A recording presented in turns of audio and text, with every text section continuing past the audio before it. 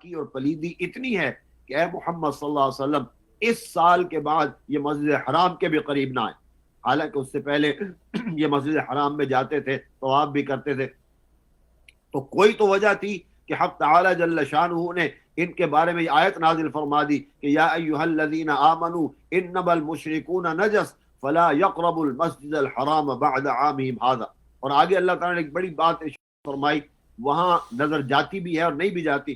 اللہ کہتے ہیں وَإِنْ خِفْتُمْ عَيْلَةً, کیونکہ ان کے ساتھ کاروبار تھے, ان کے ساتھ اٹھنا بیٹھنا تھا, اور گویا کہ یوں سمجھیے کہ معاشی معاملات ان کے ساتھ تھے. اللہ نے فرمایا اگر تمہیں اس بات کا ڈر ہے کہ ان سے قطع تعلق کرنے کے بعد تم پر کوئی افلاس آ جائے گا یا تم محتاجی کی طرف چلے جاؤ گے, مت ڈرو. فَسَوْفَ يُغْنِيكُمُ اللَّهُ مِنْ فَضْلِهِ إِنْ شَاءَ, اللہ تمہیں اپنے فضل سے اور اپنی مہربانی سے غنی کر دے گا اور مالدار بنا دے گا اگر اللہ چاہے گا تمہیں وہ مال. فَسَوْفَ يُغْنِيكُمُ اللَّهُ إِنْ شَاءَ وَاللَّهُ عَلِيمٌ حَكِيمٌ. تو یہ جو شرک کا اور اسلام کا, یا یوں کہیے کہ شرک کا اور توحید کا جو ٹکراؤ ہے, یہ چل رہا ہے اور چلتا رہے گا. جیسے سیدنا آدم علیہ السلام کا شیطان سے ٹکراؤ ہوا, آج تک شیطان کا اور انسان کا ٹکراؤ چلا آ رہا ہے. شیطان بہکاتا ہے مسلمانوں کو بھی, لیکن شیطان جو کفار ہیں ان کے ساتھ کھڑا رہتا ہے. اور انہی کا ہے نا کہ جب یہ بعض دفعہ ایسا بھی ہوتا ہے مقصود بھائی کہ دیکھنے میں یہ لگتا ہے تو یہ تو بڑے مسلمانوں کے خیر خواہ بن رہے ہیں اور دعویٰ کرتے ہیں کہ ہم تو تمہارے خیر خواہ ہیں. اللہ نے کہا ایسا نہیں ہو سکتا. یہ جب تمہارے ساتھ ہوتے ہیں تو تمہاری بات کرتے ہیں, لیکن وَإِذَا خَلَوْا إِلَىٰ شَيَاطِينِهِمْ قَالُوا إِنَّا مَعَكُمْ, اور جب یہ اپنے شیاطین کے ساتھ جا کے بیٹھتے ہیں ان کو کہتے ہیں ہم تو تمہارے ساتھ ہیں. انما نحن مستہزئون, ہم تو مسلمانوں سے مذاق کر رہے تھے.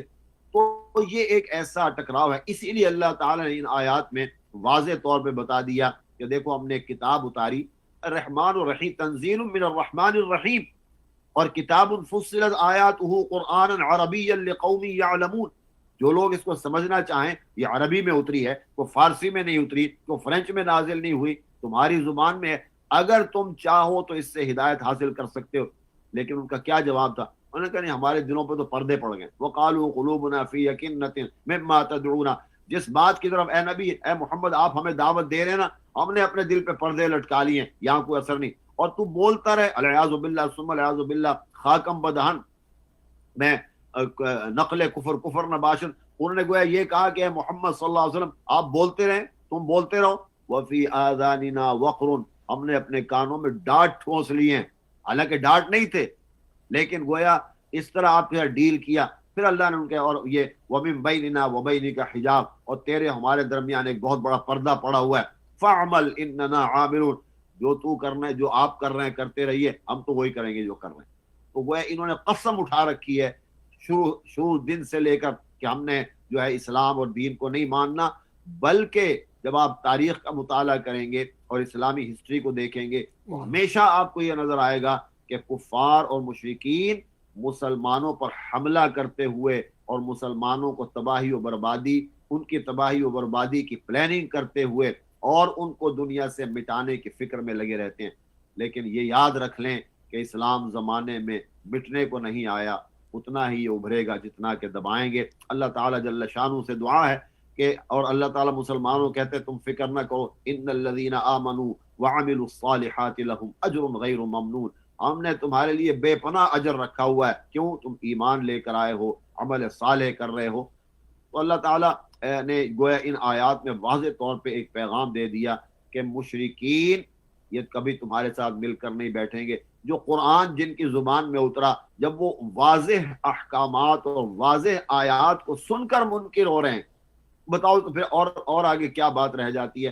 تو اللہ تعالیٰ سے ہمیں دعا کرنی چاہیے اور کہ اللہ نے ہمیں مسلمان بنایا. ہمارے نبی صلی اللہ علیہ وسلم انتہائی رؤوف الرحیم, ان کی صفت قرآن کریم نے بتائی. لقد جاءکم رسول من انفسکم عزیز علیہ ما عنتم حریص علیکم بالمؤمنین رؤوف الرحیم. رأفت و شفقت سے لبریز اور رحمت سے بھرے ہوئے ہیں محمد صلی اللہ علیہ وسلم. لیکن کیا کریں اب, اگر جو تم نے ان کی دشمنی پر کمر باندھ رکھی ہے, فَإِن تَوَلَّوْا, اور اگر یہ اعراض کر رہے ہیں اور اس اعراض میں دشمنی تک جا رہے ہیں, فقل حسبی اللہ لا الہ الا ہو، آپ یہ کہیے میرے لیے میرا اللہ کافی ہے، علیہ توکلت، میں اسی پر بھروسہ کرتا ہوں، اسی پر میں نے بھروسہ اور اعتماد کیا ہے، وہو رب العرش العظیم، اور وہ عرش عظیم کا رب ہے۔ تو اہل ایمان و اسلام الحمدللہ ان کے دلوں میں کوئی عداوت و بغض نہیں ہے اور کوئی کینہ نہیں بھرا ہوا، وہ الحمدللہ اپنے نبی صلی اللہ علیہ وسلم کی سنت اور طریقے پر چلتے ہوئے ہمیشہ مہربانی کا سلوک کرتے ہیں، رأفت و رحمت سے پیش آتے ہیں۔ اب آگے ان کا رویہ قرآن کریم میں ایک جگہ نہیں، میں نے کہا 23 سال تک مستقل نصیحت کا دور ہے، جی 23 سال تک، اور جس میں 13 سال تو مکہ مکرمہ میں ہیں اور 10 سال مدینہ منورہ میں ہیں۔ تو 13 سالہ جد و جہد کو آپ دیکھیں اور پھر ان کی روش دیکھیں تو آپ کے سامنے خود ایک حقیقت کھل کر آ جائے گی کہ سرور دو عالم صلی اللہ علیہ وسلم نے کتنی تکلیفیں اٹھائیں، صحابہ نے کتنی تکلیفیں اٹھائیں، اور صرف ایک بات کی طرف دعوت دی کہ قولوا لا الہ الا اللہ تفلحوا، مجھے تم سے مال نہیں چاہیے، زمین نہیں چاہیے، زر اور زمین کی مجھے خواہش نہیں، بس ایک اللہ پہ ایمان لے آؤ، میں تمہیں کامیاب ہوتا دیکھنا چاہتا ہوں، یہ انشاءاللہ دعوت دیا۔ انشاءاللہ اسی بات پر، اسی بہت ہی اہم بات ہے، اسی بات پر آپ بریک کی طرف ہم جاتے ہیں۔ انشاءاللہ بریک کے بعد گفتگو جاری رہے گی، اور آپ اس وقت Islamic TV program light of Islam دیکھ رہے ہیں۔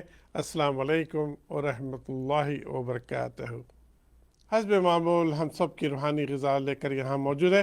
میرے ساتھ موجود ہے جناب امتیاز الرحمان، مولانا امتیاز الرحمان تھانوی صاحب، ہم ان کو دوبارہ ویلکم کرتے ہیں۔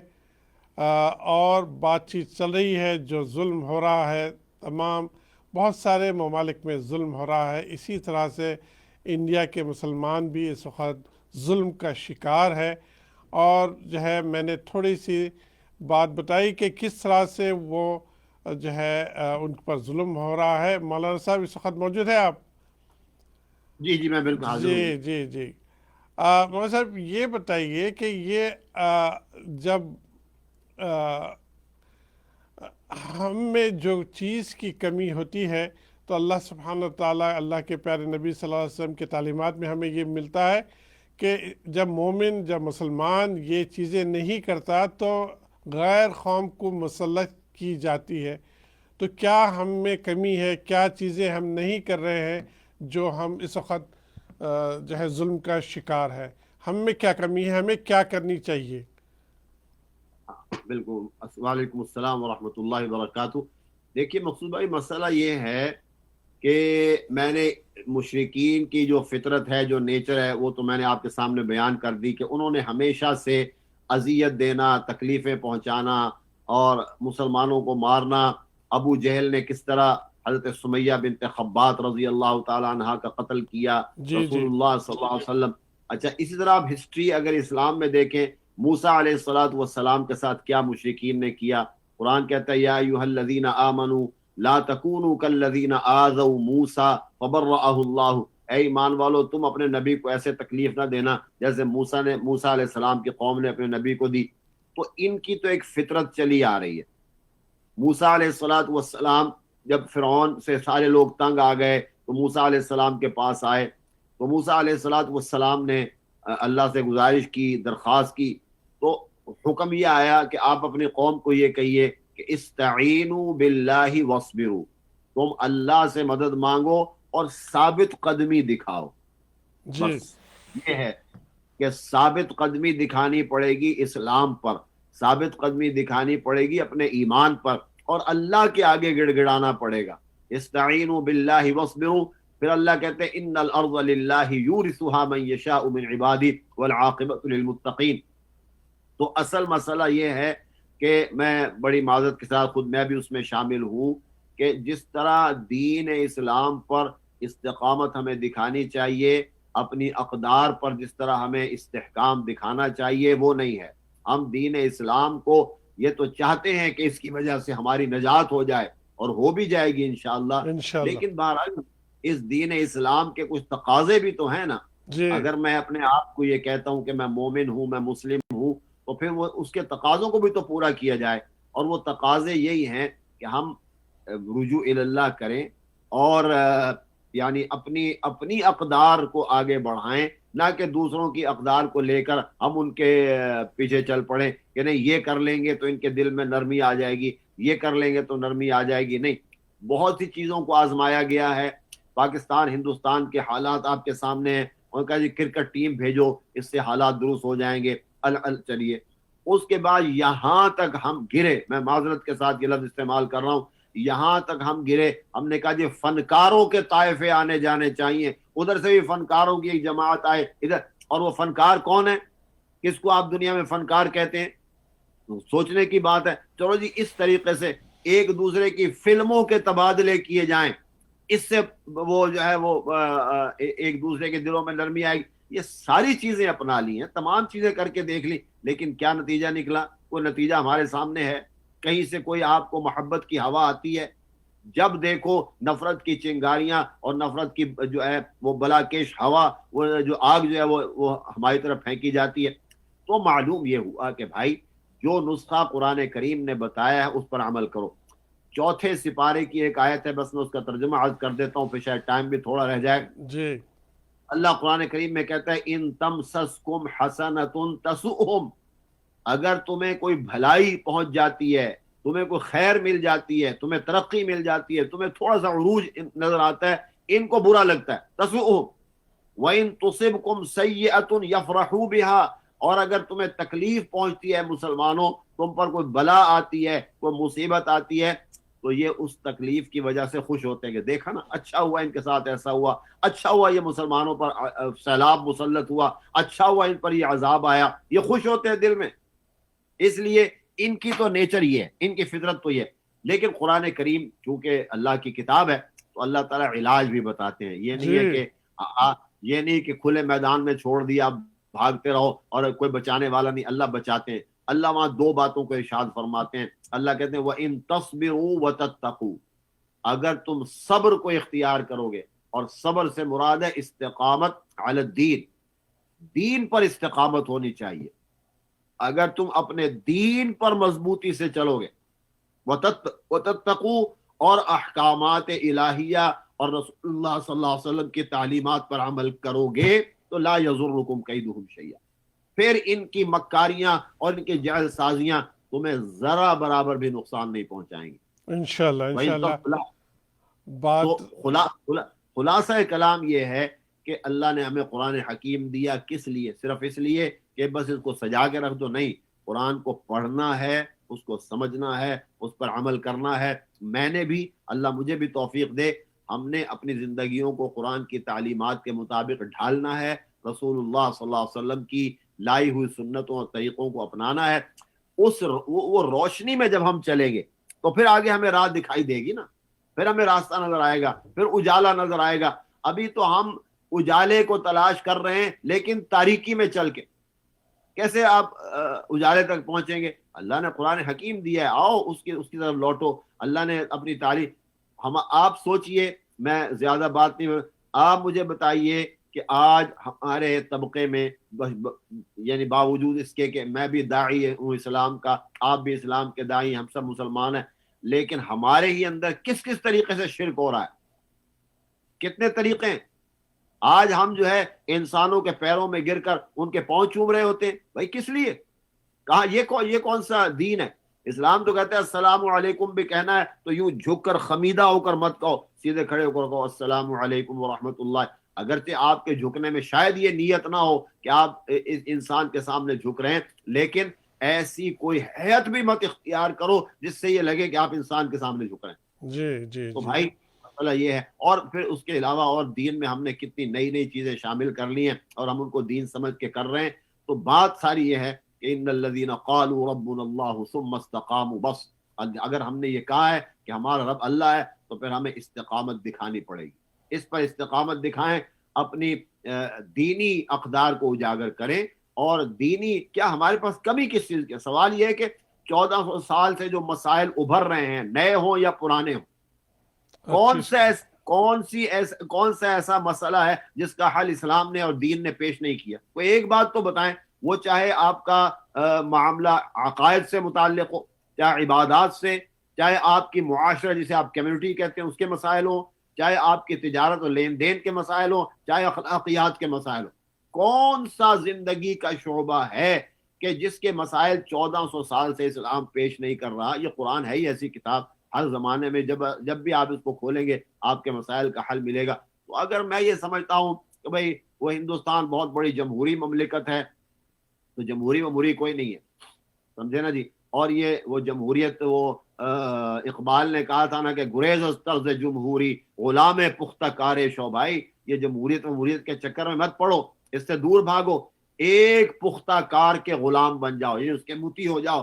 اور پختہ کار سے مراد کون ہے؟ رسول اللہ صلی اللہ علیہ وسلم۔ غلام پختہ کار شو کہ از مغز دو صد خر فکر انسان نمی آیت، 200 گدھے کھٹے ہو جائیں تو ایک انسان کا ذہن نہیں بن سکتا۔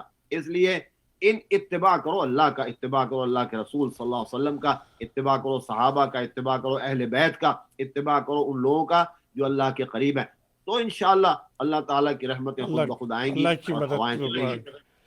اب ہماری دعا یہ ہے، آخر ہماری دعا یہ ہے مولانا صاحب، دوسری چیز ایک چیز میں ایڈ کرنا چاہتا ہوں آپ کی گفتگو میں، ہم میں یونٹی نہیں ہے، ہم جو ہے بٹے ہوئے ہیں، اپنے آپ کو کوئی بریلوی کہتا ہے، کوئی دیوبندی کہتا ہے، کوئی اہل حدیث کہتا ہے، کوئی شیعہ کہتا ہے، کوئی سنی کہتا ہے، یہ ساری چیزیں ہم ایک طرف رکھ کر اگر ہم متحد ہو جائیں تو اس میں ہمیں جو ہے کافی تقویت ہوگی جو دشمن اسلام سے مقابلہ کرنے کے لیے۔ اس پہ تھوڑا سا غور و فکر کیجیے۔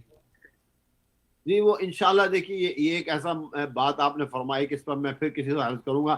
اس وقت تو ضرورت اس امر کی ہے کہ خود ہندوستان کا مسلمان متحد ہو جائے، جی وہی کہہ رہا ہوں، اور وہاں پر اپنی لیڈرشپ تلاش کریں، سمجھے نا، کسی کے پیچھے چل کر کچھ نہیں ہوگا، اپنی لیڈرشپ تلاش کریں، اور اس کے ساتھ ساتھ یہ ہے کہ اللہ اس کے رسول کے احکامات کو فالو کریں، تو انشاءاللہ یقیناً اللہ تعالیٰ اپنی مدد جو ہے وہ بھیجیں گے۔ وَلَتَنْصُرَنَّ اللَّهُ مَن يَنْصُرُ، پھر اللہ اس کی مدد کرتا ہے جو اللہ کے دین کی مدد کرتے ہیں۔ اس لیے وہاں تو ضرورت اس امر کی ہے کہ سب اتفاق پیدا کریں اور اس کے ساتھ آگے بڑھیں، تو انشاءاللہ۔ اور آخر میں یہ کہ ہم دعا کرتے ہیں کہ اے اللہ ہم مجبور و بے کس ہیں، ہم مدد نہیں کر پا رہے، ہم مدد نہیں کر سکتے، جنہوں نے پلاننگ کی ہے وَمَكَرُوا وَمَكَرَ اللَّهُ، یا اللہ آپ سب سے اچھے پلانر تو آپ ہیں، وَاللَّهُ خَيْرُ الْمَاكِرِينَ، یا اللہ جو لوگ مسلمانوں کے خلاف پلاننگ کر رہے ہیں، ہم اگرچہ بے بس ہیں لیکن یا اللہ آپ بے بس نہیں ہیں، آپ ان کے مکر سے اور فریب سے مسلمانوں کی حفاظت فرمائیے، بس آپ کے آگے استغاثہ بھی ہے، آپ ہی سے استعانت بھی ہے، آپ اسے مدد طلب بھی کر رہے ہیں، ہمارا کوئی معاون نہیں، کوئی مددگار نہیں، فقط آپ کے، کیونکہ ہم نماز میں بھی کہتے ہیں ایاک نعبد و ایاک نستعین، ہم تیری ہی عبادت کرتے ہیں اور یا اللہ تجھ ہی سے مدد مانگتے ہیں۔ اللہ کرے کہ یہ ایاک نعبد و ایاک نستعین ہمارے دل سے نکلے، جس دن یہ کلمہ دل سے نکلنے لگا تو حالات دنیا کے بدل جائیں گے۔ اللہ ہمیں عمل کی توفیق عطا فرمائے۔ ہم صرف زبانی خرچ نہ کریں بلکہ عمل سے اللہ کے قریب جائیں اور اللہ سبحانہ وتعالیٰ اپنے ایمان رکھنے والے بندوں کی ضرور مدد کرے گا انشاءاللہ۔ ہم یہاں رہتے ہوئے یہاں کے مسلمان پر کیا ذمہ داری ہے جہاں پر ظلم ہو رہا ہے دنیا کے کئی ایک حصے پہ، ان کے لیے ہم یہاں بیٹھے کیا کر سکتے ہیں مولانا صاحب؟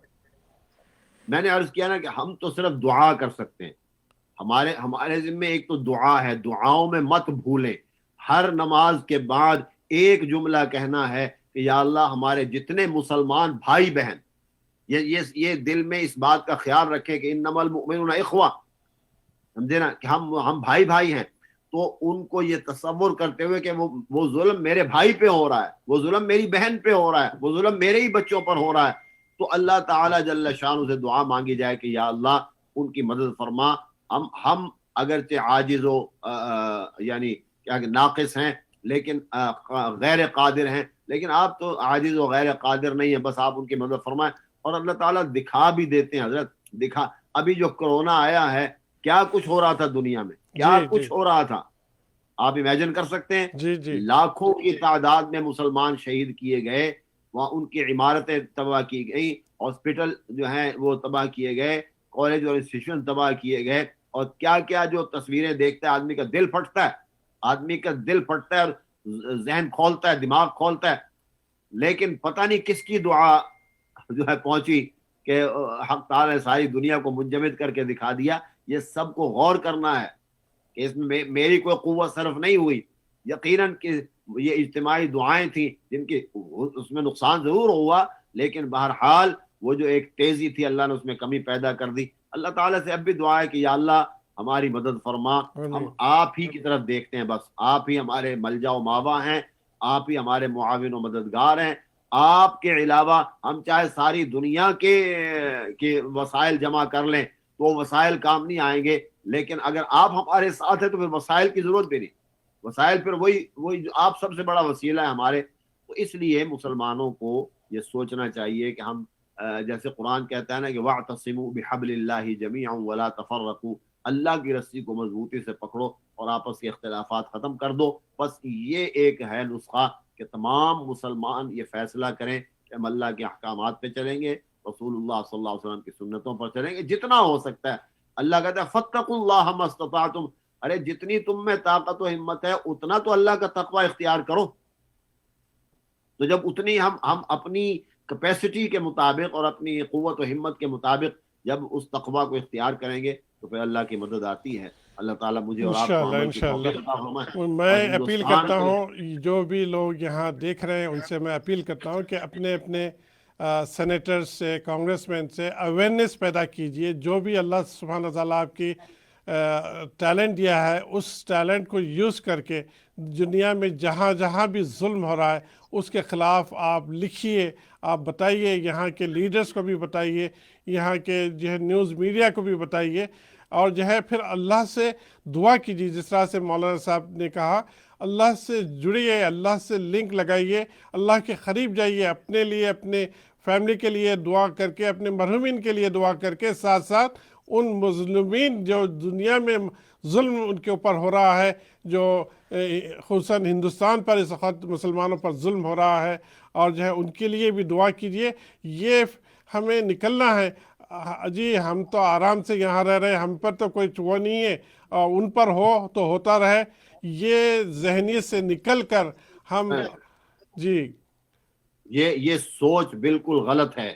اس سوچ کی اسلام نفی کرتا ہے, اس سوچ کی نبی کریم صلی اللہ علیہ وسلم کی تعلیمات نفی کرتی ہیں. انما المؤمنون اخوہ کہہ کر رسول اللہ صلی اللہ علیہ وسلم کی حیات طیبہ میں انصار و مہاجرین کے درمیان مواخات قائم کر کے آپ نے اس چیز کی نفی کر دی, اور یہ بتا دیا کہ کسی گورے کو کالے پر, کالے کو گورے پر, اور فلاں کو فلاں پر فضیلت نہیں, فضیلت صرف تقوی کی وجہ سے ہے.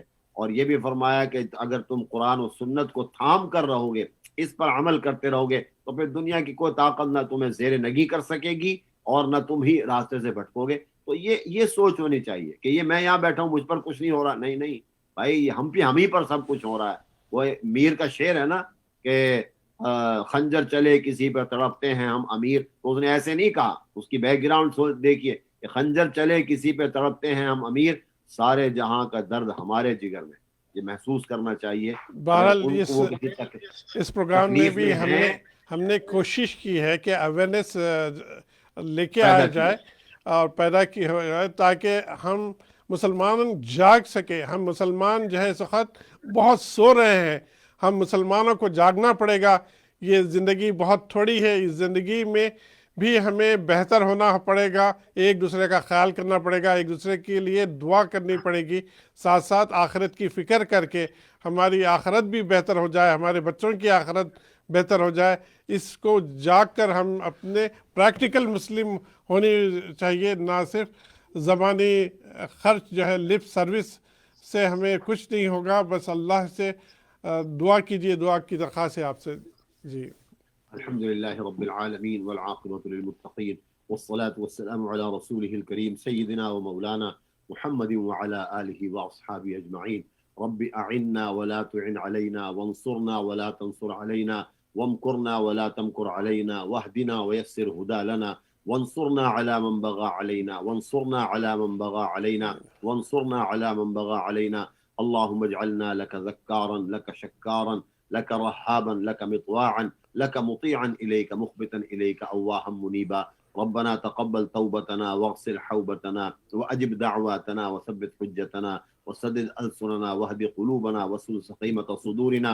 اللهم انصر الإسلام والمسلمين, اللهم أعز الإسلام والمسلمين, اللهم أيدهم بروح القدس, اللهم انصر من نصر دين سيدنا محمد صلى الله عليه وسلم واجعلنا منهم واخذل من خذل دين سيدنا محمد صلی اللہ علیہ وسلم ولا تجعلنا منهم. اے اللہ دنیا میں جہاں جہاں بھی جس خطے اور جس کونے میں بھی تیرے اور تیرے حبیب محترم محمد الرسول اللہ صلی اللہ علیہ وسلم کے نام لیوا موجود ہیں، اے اللہ ان کی جانوں مالوں اور آبروؤں کی حفاظت فرما. اے اللہ جو کفر کی پلاننگ ہے، وہ اہل ایمان اور اہل اسلام کو قتل کرنا چاہتے ہیں یا ان کو مارنا چاہتے ہیں، اے الہ العالمین کوئی ان کا مددگار و معاون نہیں ہے، فقط آپ کے یا اللہ ان کی مدد فرمائیے، ملائکہ کے ذریعے مدد فرمائیے، ان کی نصرت فرمائیے، ملائکہ کی قوت کے ذریعے مدد فرما دیجئے. اے پروردگار عالم تمام مسلمان بھائیوں اور بہنوں کو امن کی عافیت کی زندگی نصیب فرمائیے. کرونا وائرس اور جو اب دوسرے وائرسز آ رہے ہیں، یا اللہ ہم اپنے آپ کو آپ کی پناہ میں دیتے ہیں، بس اپنی پناہ ہمیں نصیب فرمائیے اور اپنی رحمت کی چادر ہم پر تان دیجئے. اور یا اللہ ان تمام جو امراض ہیں، بیماریاں ہیں اور جو وائرس ہیں اور جو پینڈیمکس ہیں، یا اللہ ان سب سے اپنی پناہ عطا فرما. جو ہمارے مسلمان بھائی بہن بیمار ہیں ان کو شفاء کاملہ عاجلہ عطا فرما، اور جو ہمارے مسلمان بھائی بہن دنیا سے چلے گئے ان کی مغفرت فرما. تمام دنیا کے مسلمانوں کی مشکلات کو آسان فرما. اے اللہ ہم سب آپ سے عزت کی اور وقار کی زندگی مانگتے ہیں، پاک و صاف ستھری زندگی مانگتے ہیں، نصیب فرما. یا اللہ ہمیں وفات بھی آئے تو ڈھنگ کی وفات آئے. یا اللہ ہمیں آپ کی طرف لوٹنا ہو تو اس میں کوئی رسوائی اور فضیحت کی بات نہ ہو. اور اے پروردگار عالم آپ کا علم غیب اور آپ کی جو قدرت ہے مخلوق پر، اس کے ذریعے سے ہم آپ سے یہ التجا کرتے ہیں کہ یا اللہ اس وقت تک ہمیں زندہ رکھیے جب تک آپ کے علم میں ہمارا زندہ رہنا بہتر ہے، اور یا اللہ اس وقت ہمیں دنیا سے اٹھا لیجئے جب آپ کے علم میں ہمارا دنیا سے چلے جانا بہتر ہے.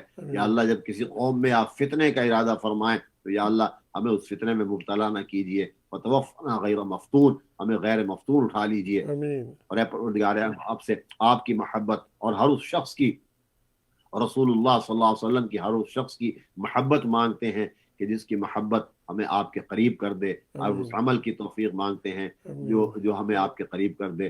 رب ارحمہما کما ربیانی صغیرا ربنا زدنا علما. اللہم اغفر لأمت محمد صلی اللہ علیہ وسلم. اللہم ارحم امت محمد صلی اللہ علیہ وسلم. اللہم تجاوز عن امت محمد صلی اللہ علیہ وسلم.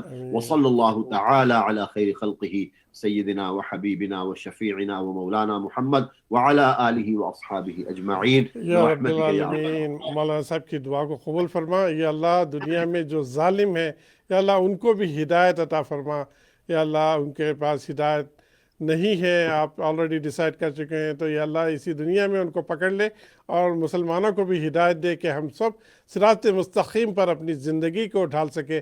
یا اللہ آج کے پروگرام میں یقیناً بہت ساری اچھائی تھی آپ کی طرف سے تھی، جو غلطیاں تھی کمی پیشی تھی میرے طرف سے تھی. یا اللہ اس کمی پیشی کو غلطیوں کو درگزر کر اس پروگرام کو بھی قبول کرے، اور اس کا اجر میرے والد مرحوم محمود صدیقی کو، میری والدہ محترمہ حمیدہ صدیقی کو عطا فرمائے. اسی نوٹ کے ساتھ آج کا پروگرام کا اختتام. زندگی رہی تو آئندہ پروگرام میں آپ سے ملاقات ہوگی. تب تک کے لیے السلام علیکم ورحمۃ اللہ وبرکاتہ.